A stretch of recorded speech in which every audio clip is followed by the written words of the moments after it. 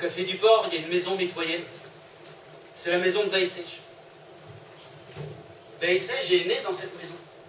Vaïsège a grandi dans ce village. En grandissant, il a vu comment vivaient ses parents et tous les gens. Il les a vus user leur sueur en grattant la terre. Il les a vus garder leur meilleure part de pain pour les enfants. Il les a vus le soir éreinter, se coucher dans un lit usé à côté d'une femme fatiguée. Et grandissant, Vaïsège dit que cette vie-là, c'était pas pour lui. Alors il est parti. Il a quitté le village. Mais dans notre village, Vaïsège n'a pas trouvé mieux. Alors il est allé plus loin.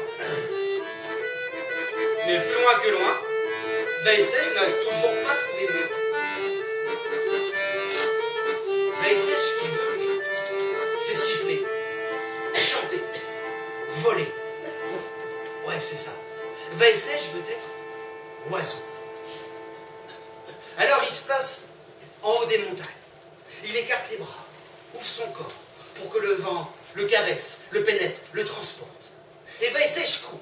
Il court et il saute en haut des montagnes et en bas. Ouais, surtout en bas.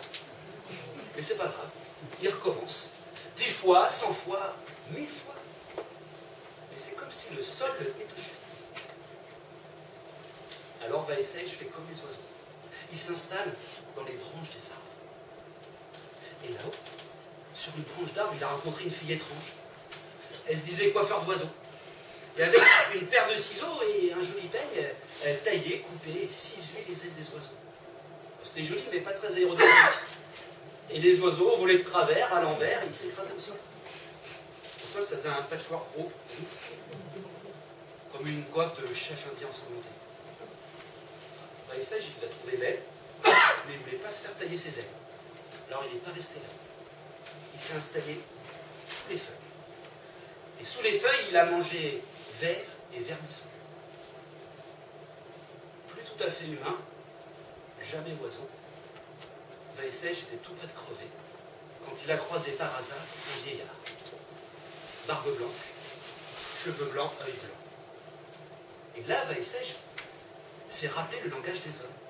Et il a demandé au vieillard comment devenir oiseau.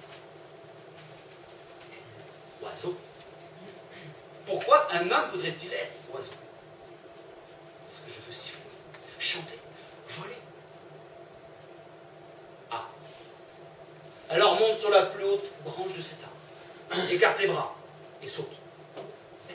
Je vais tomber, m'écraser, mourir. Ouais. Tu seras mort comme un oiseau. Et Vaïsège, lui, il a pleuré. Il a pleuré toutes les larmes de son corps. Il a pleuré comme un petit enfant. Tu veux être oiseau. Je peux te donner le secret pour devenir oiseau. Mais tu ne l'auras pas pour rien. Moi, je suis vieux. Je suis sec. Je n'ai plus de larmes à pleurer. Il me faut une nouvelle vie. Une nouvelle jeunesse. Il me faut un enfant. Alors va sur les terres de l'ogresse. Ramène-moi l'un de ces petits. Et je te donnerai le secret pour devenir oiseau. Mort pour mort, Vaïsège voulait connaître le secret. Alors sur les terres de l'ogresse, il est parti.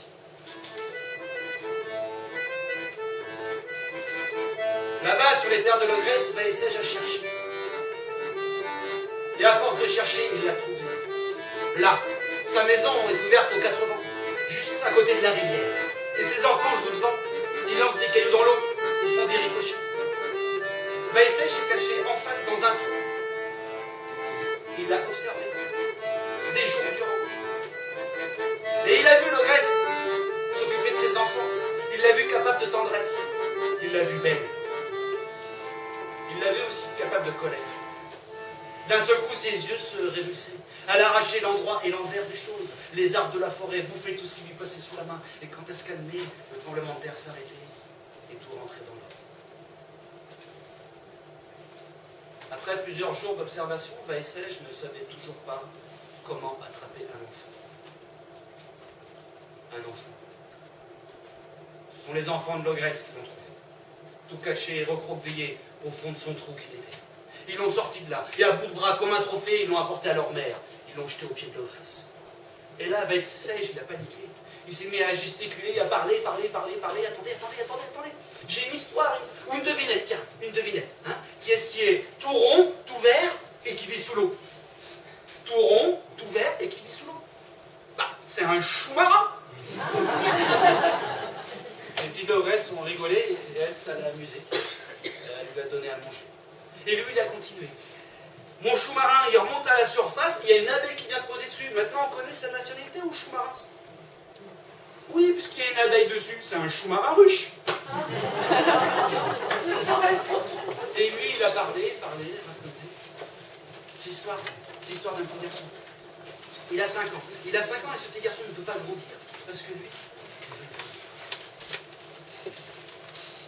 comme ça, jour après jour, Veilsège a raconté. Et elle lui a donné à manger.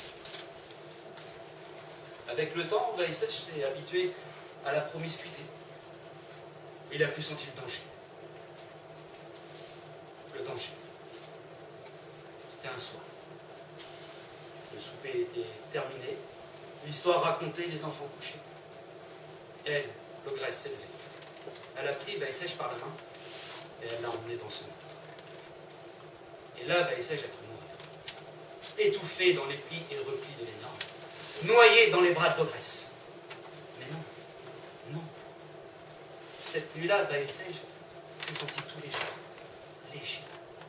Cette nuit-là, Veilsège, air et sifflement, s'est senti là-haut, tout là-haut. Cette nuit-là. Et la nuit d'après encore. Et la suivante aussi. Et Veilsège s'est mis à user sa sueur pour gratter la terre de l'ogresse. Il a gardé sa meilleure part de pain pour ses enfants.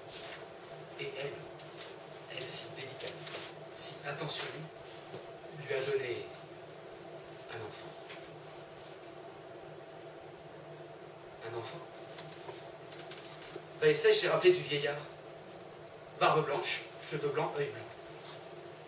Il a hésité un instant et finalement il a pris le nouveau-né, il l'a jeté sur son épaule et il a fait le chemin inverse. Au bout du chemin, le vieux n'était pas là. Veilsège a regardé cet enfant dans ses bras. Il a rigolé, il a levé les bras au ciel. Les oiseaux se sont envolés.